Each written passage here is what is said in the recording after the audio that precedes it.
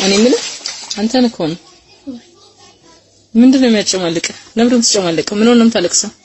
አይደለም እኔ ብቻ ነኝ እንዲሁ ሁሉ ካልሲ ማጥበው ሰማታጥብም ምን እኔ ብቻ ነኝ እንዲሁ ሁሉ ካልሲ ማጥበው ሰማታጥብም እንዴ? ማሷ እሷማ አታጥብም። ለምን መሰለህ ማታጥበው? ለምን እንደማታጥበው ማወቅ ትፈልጋለህ? ለምን ማታጥበው? እኔ ልጅ እያለሁኝ እናቴ አንቺ ሴት ልጅ እያለች እኔ ነበር ስራ የምታሰራኝ።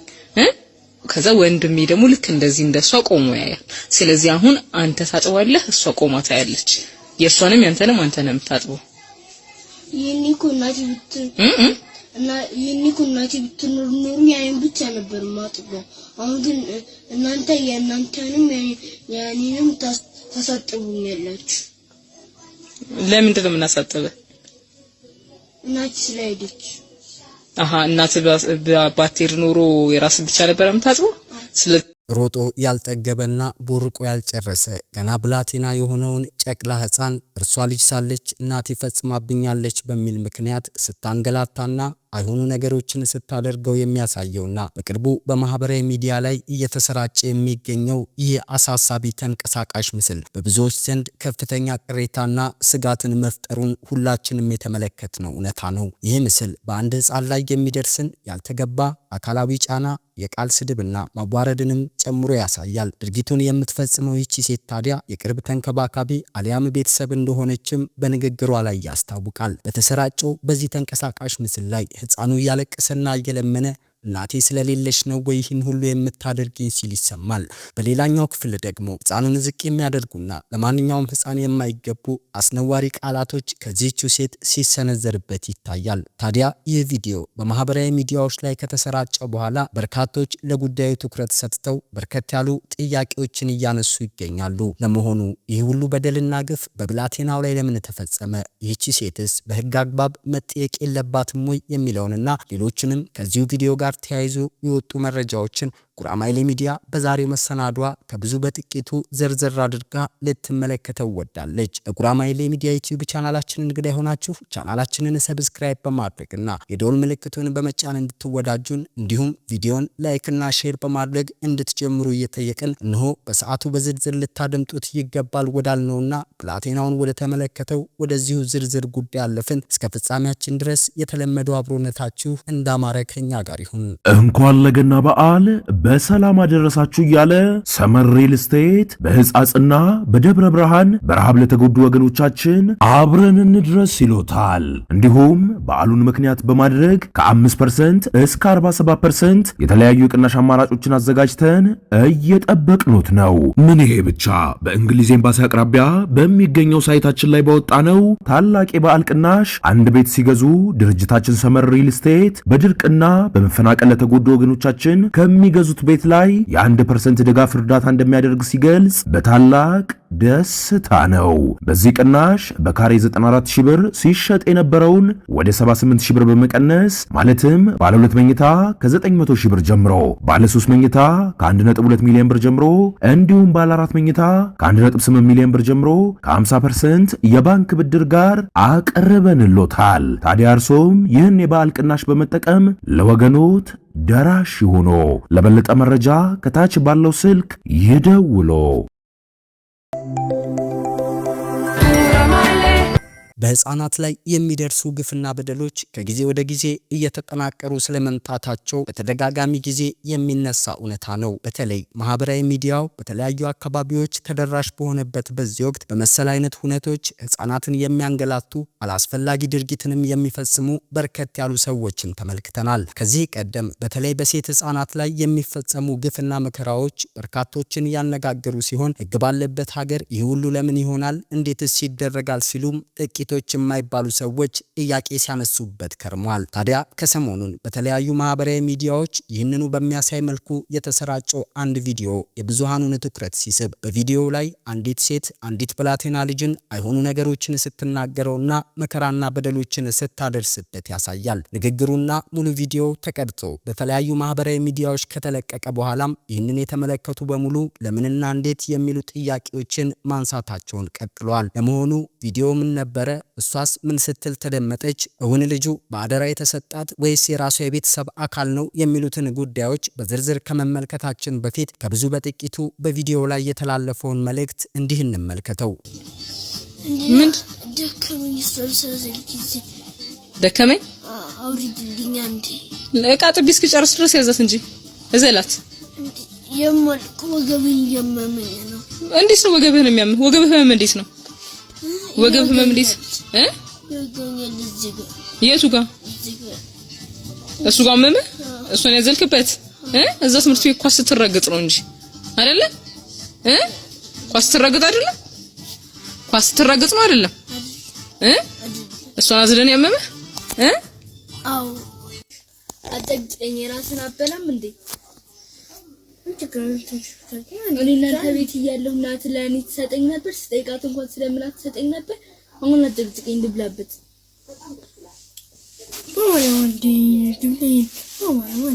ምንድን ነው የምትለው? ጀምሮ ፓፓያ በልቼ አላውቅም። ምን እናት ከልጅ ጀምሮ ፓፓያ በልቼ አላውቅም። ማለት ጭን ይናፍቀኛል እኮ። ምንድን ነው የሚናፍቅህ? ፓፓያ ዳቦ እየበላህ አይደል እንዴ? እና ዳቦ ከሰጠው አይበቃም? ስለናፈቀኝ ምንድን ነው የናፈቀህ? ፓፓያ ነው የናፈቀህ? ስለዚህ ዳቦ ልውሰደው? ዳቦውን አስበላው ልውሰደው? ፓፓዬን ልሰጥህ? ላንተ እናት ስትመጣ ትግዛለህ። እሺ ልጄን እንደዚህ ያልነበር እንዴ ታሰቃይዋስ የነበረው? አሁን ፓፓዬ የምትበላው እሷ ነች። እሺ እሷ ፓፓዬ ትበላለች፣ አንተ ደግሞ ዳቦ ትበላለህ። ቤቢ ሰማኸኝ? አንተ ምንድን ነው የምትበላው? አንተ ምንድን ነው የምትበላው? ንገረኝ። ጮክ ብላ ኩርፈን እንዴ? ዳቦ። አዎ ስጡኝ። የምን ስጡኝ ብሎ ልመና ነው ደግሞ? ስለሚርበኝ እኮ ነው። ይኛ ያጠግበኝ ዳቦ ያጠግበኛል፣ ይርበኛል። የራበው ሰው እኮ ዳቦ ነው የሚበላው፣ ፓፓያ አይበላም። እሺ የራበው ሰው ምንድነው የሚበላው? ፓፓያ አይበላም። የራበው ሰው ምንድነው የሚበላው? ዳቦ። ስለዚህ ከዚህ በኋላ አንተ ፓፓያ ትበላለህ? እንኳን ለገና በዓል በሰላም አደረሳችሁ እያለ ሰመር ሪል ስቴት በሕፃጽና በደብረ ብርሃን በረሃብ ለተጎዱ ወገኖቻችን አብረን እንድረስ ይሎታል። እንዲሁም በዓሉን ምክንያት በማድረግ ከ5% እስከ 47% የተለያዩ የቅናሽ አማራጮችን አዘጋጅተን እየጠበቅኑት ነው። ምን ይሄ ብቻ! በእንግሊዝ ኤምባሲ አቅራቢያ በሚገኘው ሳይታችን ላይ ባወጣ ነው ታላቅ የበዓል ቅናሽ አንድ ቤት ሲገዙ ድርጅታችን ሰመር ሪል ስቴት በድርቅና በመፈናቀል ለተጎዱ ወገኖቻችን ከሚገዙት ቤት ላይ የ1% ድጋፍ እርዳታ እንደሚያደርግ ሲገልጽ በታላቅ ደስታ ነው። በዚህ ቅናሽ በካሬ 94000 ብር ሲሸጥ የነበረውን ወደ 78000 ብር በመቀነስ ማለትም ባለ 2 መኝታ ከ900000 ብር ጀምሮ፣ ባለ 3 መኝታ ከ1.2 ሚሊዮን ብር ጀምሮ እንዲሁም ባለ 4 መኝታ ከ1.8 ሚሊዮን ብር ጀምሮ ከ50% የባንክ ብድር ጋር አቀረበንሎታል። ታዲያ እርሶም ይህን የበዓል ቅናሽ በመጠቀም ለወገኖት ደራሽ ሆኖ ለበለጠ መረጃ ከታች ባለው ስልክ ይደውሎ።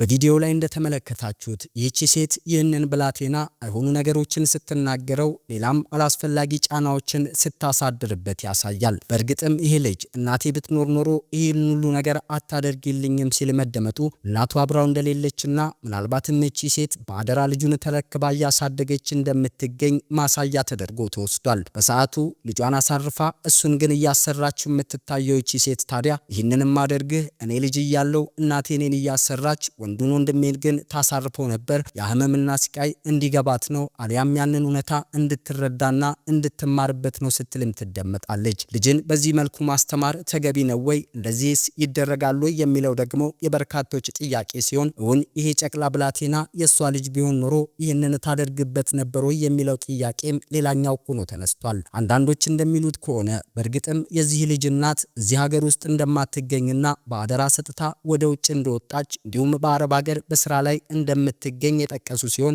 ይቺ በአደራ ልጁን ተረክባ እያሳደገች የምትገኝ ሴት ግን በልጁ ላይ የፈጸመችው አላስፈላጊ ነገር የበርካቶችን ትኩረት መሳቡን ተከትሎ ጥቂት የማይባሉ አካላትም በዚህ መልኩ ነገሮች መቀጠል የለባቸውምና የሚመለከተው ባለድርሻ አካል አስፈላጊውን እርምጃ ሊወስድ ይገባል የሚል ዘመቻቸውን በተለያዩ የማህበራዊ ሚዲያ ገጾቻቸው ላይ ማስተላለፋቸውን ጀምሯል። በእርግጥም ይህን ሁኔታ ለተመለከተ ሰው የሚከተሉትን ከባድ ጥያቄዎች ማስነሳቱ አይቀርም። ይህ ህፃን በዚህ ሁኔታ ውስጥ ሆኖ እንዴት በትምህርቱ ላይ ውጤታማ ሊሆን ይችላል የሚለው ጉዳይ ደግሞ የመጀመሪያው ሲሆን ይህ ምስል በጓደኞቹና በአካባቢው ሰዎች ዘንድ መታየቱ በህፃኑ ስነ ልቦና ላይ ምን አይነት ጠባሳን ሊጥል ይችላል የሚለውም ደግሞ ተከትሎ የሚመጣ ጥያቄ ሆኗል። የዚህን ህፃን ደህንነት የመጠበቅ ኃላፊነት ያለበት አካልስ ወዴት ነው ያለው? ለምንስ በልጁ ላይ የተፈጸመውን ነገር አይቶ ዝምታን መረጠ የሚለው ደግሞ የበርካቶች ጥያቄ ነው። ለህፃኑ ደህንነት ክብርና የወደፊት ህይወት ሲባል የሚከተሉትን ጥሪዎች እናቀርባለን ሲሉ ጥቂት የማይባሉ ተጽዕኖ ፈጣሪዎች በተለያዩ ማህበራዊ ሚዲያ ገጾቻቸው ላይ ያስተላለፉም ሲሆን የመጀመሪያው ህፃኑን ወይም ቤተሰቡን የምታውቁ ሰዎች ጉዳዩን በአቅራቢያ ለሚገኙ የህግ አካላት ወይም ለህፃናት መብት ተሟጋቾች አሳውቁልን ብለዋል። በሁለተኝነት ደግሞ የሚመለከታቸው ተቋማት በአስቸኳይ ምርመራ በማድረግ የህፃኑን ደህንነት ሊያረጋግጡ ይገባል የሚለውም የተነሳ ሆኗል። በሌላ በኩል የህፃኑ ደህንነት እንዳለ ሆኖ አሁን ላይ ያለበትን ነባራዊ ሁኔታ ከብዙ በጥቂቱ በመፈተሽና በመመልከት እውነታውን ለህዝብና ለማህበረሰቡ ይፋ ማድረግ ይገባል የሚለውም የተነሳ ሆኗል። በእርግጥም ይህቺ ሴት ያደረገችው ነገር ከህግም ሆነ ከሰዋዊነት አንጻር ለተመለከተው በፍጹም ትክክል ያልሆነ የብዙሃኑን ልብ የሰበረ ህፃኑ ያለበትንም ሁኔታ ጥያቄ ምልክት ውስጥ የከተተ መሆኑ አልቀረም። ይህቺ ሴት በዚህ ልክ ለምን ጨከነች?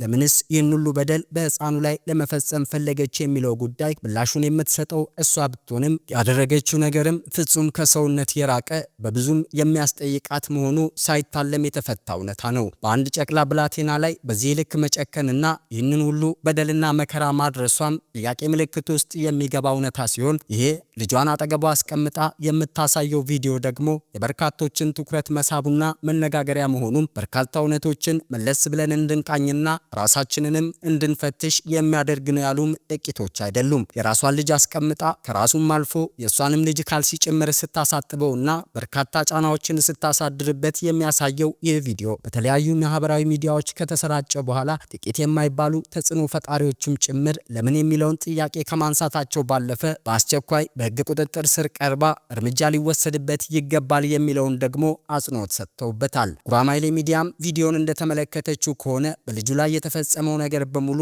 ከህግም ሆነ ከሰውነት በፍጹም የራቀ ነውና ይህ ጉዳይ በአፋጣኝ ምላሽን ስለሚሻ ሁሉም ሰው ተረባርቦ ይህ ልጅ ፍትህን ያገኝ ዘንድ ይቺም ሴት በህግ እንድትጠየቅ የበኩላችንን አስተዋጽኦና በርክት የሚለውን ጉዳይ አጽንኦት ልትሰጠው ትወዳለች። ታዲያ ይህንን ለማድረግ መረጃው ለሚመለከተው አካል እንዲደርስና በኃላፊነት ስሜት ነገሩ እንዲፈጸምም ሁላችንም ይህንን መረጃ ሼር በማድረግ ለሚመለከተው አካል በማድረሱ ረገድ የበኩላችንን አስተዋጽኦ እንድንወጣ እየጠየቅን እንሆ በዕለቱ ብታደምጡት ያልነውንና ይህንኑ በማህበራዊ ሚዲያ ከተሰራጨ በኋላ የበርካታ ሰዎችን ትኩረት የሳበውን የብላቴናውን ጉዳይ የተመለከትንበትን የሰዓቱን መሰናዷችንን በዚሁን ቋጭ። በሌሎች ትኩስ አዳዲስና ወቅታዊ የሆኑ ሀገራዊ መረጃዎችና መሰል መሰናዶች በድጋሚ እስክንገናኝ ድረስም በጉራማይሌ ሚዲያ ዩቲዩብ ቻናላችን እንግዳ የሆናችሁ ቻናላችንን ሰብስክራይብ በማድረግና የደውል ምልክቱን በመጫን እንድትወዳጁን እንዲሁም መሰናዶቻችን ለሌሎች ወዳጆቻችሁ እንዲደርሱ ሼርና ላይክ ማድረጋችሁን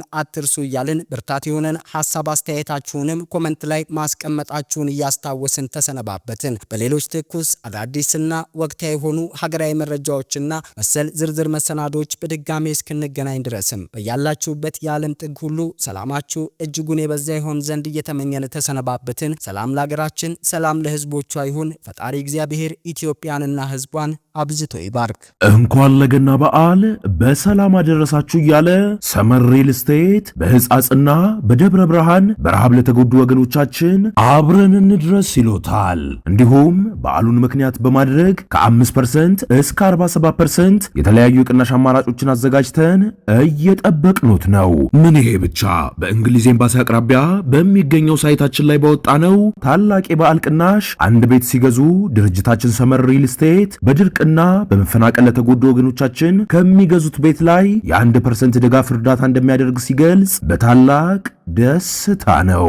በዚህ ቅናሽ በካሬ 94000 ብር ሲሸጥ የነበረውን ወደ 78000 ብር በመቀነስ ማለትም ባለ 2 መኝታ ከ900000 ብር ጀምሮ፣ ባለ 3 መኝታ ከ1.2 ሚሊዮን ብር ጀምሮ እንዲሁም ባለ 4 መኝታ ከ1.8 ሚሊዮን ብር ጀምሮ ከ50% የባንክ ብድር ጋር አቀረበንሎታል። ታዲያ እርሶም ይህን የበዓል ቅናሽ በመጠቀም ለወገኖት ደራሽ ሆኖ ለበለጠ መረጃ ከታች ባለው ስልክ ይደውሉ።